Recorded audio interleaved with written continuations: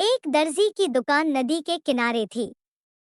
उसी रास्ते से रोज एक हाथी गुजरता था, जो राजा के अस्तबल का था।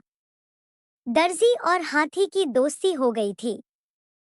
दर्जी हर दिन उसे कुछ न कुछ खाने को देता था। एक दिन दर्जी का मूड खराब था।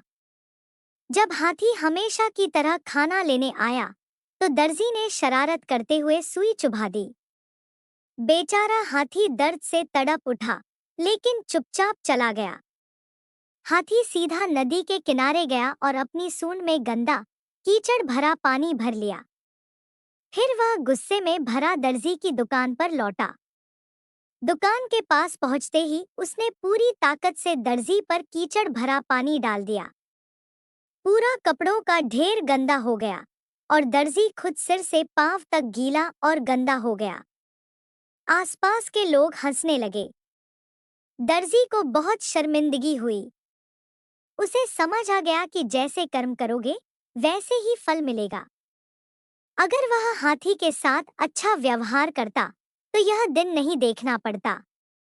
शिक्षा: जैसा करोगे, वैसा भरोगे।